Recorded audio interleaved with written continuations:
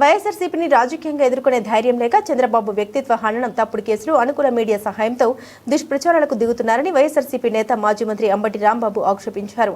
ఎప్పుడు పూర్తవుతుందో తెలియని అమరావతి కోసం లక్షల కోట్లు పెట్టేందుకు సిద్ధమైపోతున్నారని, అన్ని విధాలా మంచిదైన మావిగన్ ప్రతిపాదన చేస్తే మాత్రం ట్రోలింగ్ చేయిస్తున్నారని మండిపడ్డారు.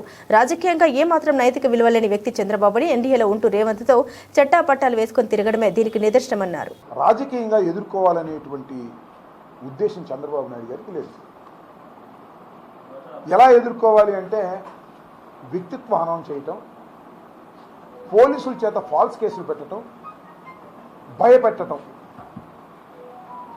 లేదు ఆయనకున్నటువంటి మీడియా శక్తితో కళ్ళబొల్లి మాటలు చెప్పి దుష్ప్రచారం చేయటం.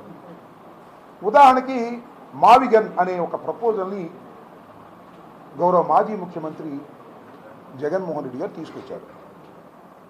అది తీసుకొచ్చిన దగ్గర నుంచి ఎన్ని రకాలుగా అది పెద్ద భూతపదమైనట్టు, మావిగన్ అనేది అది అసలు అసాధ్యమైనట్టు రకరకాలుగా ట్రోల్ చేశారు. రకరకాలుగా వాళ్ళకున్నటువంటి ఛానల్స్ చెప్పించేటటువంటి ప్రయత్నం చేశారు. లైక్ లడ్డు,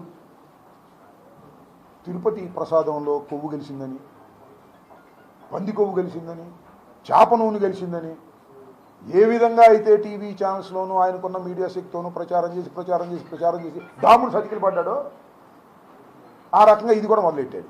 ఇది కూడా అదే పరిస్థితి జరుగుతూ ఉంది. మావిగన్ అనేది ఒక అద్భుతమైనటువంటి ప్రపోజల్. అయితే ఏమంటే అద్భుతమైన ప్రపోజల్ మీరుండగానే ఎందుకు పెట్టలేదు అని అడిగేవాళ్ళు ఉంటారు, సహజం. మేము ఉన్నప్పుడు 3 రాజుల ప్రపోజల్ పెట్టాము. దాన్ని అడిదిప్పి చాలా మేనేజ్ చేసి అది కాకుండా చేశారు. ఓకే, అది ఎప్పటికైద్దండి నాకు తెలియగలుగుతాను. అమరావతి ఎంతకైద్ది? అమరావతి ఎప్పటికైద్ది? అమరావతి అసలు నేను అది తెలియగలుగుతా. విఘ్నులైనటువంటి ఆంధ్ర రాష్ట్ర ప్రజానీకాన్ని అడుగుతా ఉన్నా, తెలుసుకోండి. రాజధానిని నిర్మించవలసినటువంటి స్థాయిలో ఆంధ్రప్రదేశ్ ఉందా?